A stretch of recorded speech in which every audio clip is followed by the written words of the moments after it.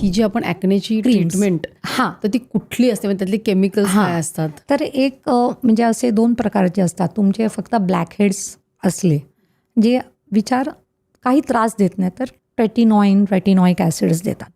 पण कसं आहे की फक्त बोलणं आणि डॉक्टरकडे येऊन डॉक्टर जे एक्सप्लेन करतो ते अतिशय महत्त्वाचं आहे.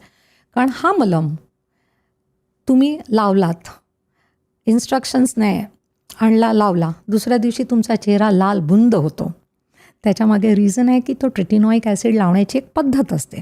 स्टार्टिंगला आपण जेव्हा लावतो तेव्हा फक्त 15 मिनटं लावायचा असतो आणि तो धुवून काढायचा असतो. ॲक्नेच्या ज्या भागाला ॲक्ने झाले तिथेच की तिथे ना फुल फेसला. फुल फेस? नंतर तो हळूहळू प्रमाण आपण वाढवतो, म्हणजे अर्धा तास, 1 तास, 2 तास, 3 तास आणि मग तो ओव्हरनाईट ठेवतो. परत असं आहे की त्याची ॲक्शन 3 ते 4 आठवड्यांनी स्टार्ट होते. आणि म्हणून पेशन्स पाहिजे की आज आपण ट्रीटमेंट चालू केली की असं नाही की 2 आठवड्यात बरा होईल, नाही, 3 महिने तरी नीट लागतात ते भरवायला. मग ती क्रीम नीट ॲक्ट होते. त्याचबरोबर त्याचे साईड इफेक्ट्स असतात.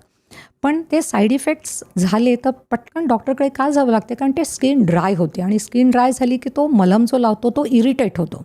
तर त्यासाठी एक टिप असते की डॉक्टर ॲड मॉइश्चरायझर करतो, पण तो पण स्पेसिफिक असतो त्या पर्टिक्युलर स्किनला.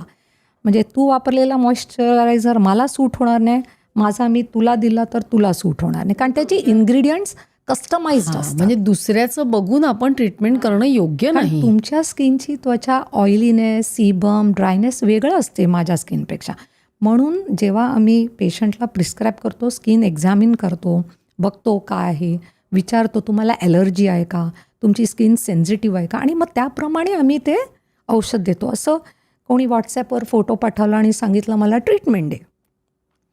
आता कसं होते की द्यायला तर पाहिजे कारण आपली फ्रेंड आहे, आणि नाही दिली तर म्हणणार बरोबर नाही, ही फ्रेंड असून देत नाही. पण मला असं त्यांना सांगायचं की ही कस्टमाइज ट्रीटमेंट असते, कारण काही जे आपण आपल्या त्वचेला लावतो ते स्पेसिफिक पाहिजे. स्पेसिफिसिटी असली तर साईड इफेक्ट नाही आणि चांगले तुम्हाला रिझल्ट्स येतील. तर पेशन्स एक पाहिजे, दॅट इज व्हेरी इम्पॉर्टंट. कुठलाही स्किन आजार बरं करायला पेशन्स लागतो. लगेच ट्रीटमेंट बदलत नाही जायचं, आज नाही बरं झालं उद्या दुसरं तिसरं असं नाही. 4 ते 6 आठवडे ट्रीटमेंट चालू ठेवा, मग बघा, मग ॲड करू, डिलीट करू, कस्टमाइज करू. पण तू म्हणतेस की हे ॲक्ने त्यावेळेला प्युबर्टीच्या वेळेला किंवा हॉर्मोन्समुळे होतात, तर मग त्या एका विशिष्ट काळापुरते राहतात की ते तेव्हासुद्धा ते कमी होतात का बरे होतात पूर्ण? हां, तर तो एक कालावधी असतो. एक 10 वर्षापासून ते 18 ते 19 ते 20 वर्षापर्यंत चालू राहतात. पण त्याची अक्यूट फेज असते जेव्हा आपण ते पूर्ण कंट्रोल करतो, एका लेवलवर आणतो. पण मेंटेनन्स थेरपी चालू ठेवावी लागते, आणि मेंटेनन्स थेरपी नाही दिली तर ते परत येतात पिंपल्स. पण एक 20-22व्या वर्षापर्यंत ते सेल्फ लिमिटिंग असतात, निघून जातात. बऱ्यापैकी 80% लोकांमध्ये ते निघून जातात. एक 20% ते प्रोलॉंग होतात.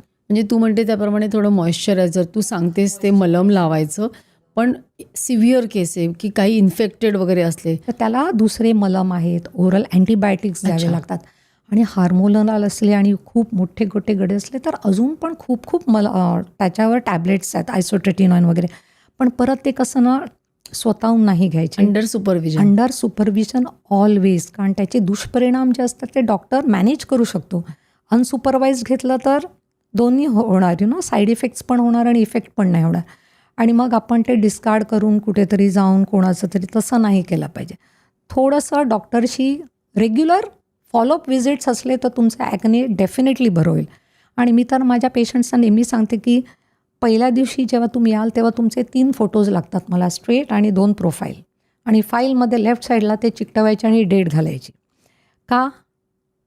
कारण नेक्स्ट टाईम तो येईल, तो म्हणेल माझे बरे नाही झाले, पण I have a photo compare कर, बघ हे बरे झालेत. मग त्यांना पटतं, अरे हो इथे माझे पिंपल होते फोटोत, आता नाही आहेत. तर that acts like a positive boost to the patient, की पहिल्यांदा तुमचा फोटो आणि आता हे दोन्ही दाखवले तर मग फार बरं वाटते त्यांना. आणि बऱ्याचशा स्किन कंडिशन्समध्ये मी हे फॉलो करते, कारण आपण मोजू नाही शकत.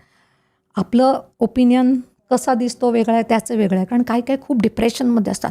काही लोक म्हणतात म्हणजे आम्हाला दिसतो तो 90% बरा झाला, नाही डॉक्टर पण मी बरा नाही झालो आहे, माझ्याकडे खूप असतात तर एवढूशे.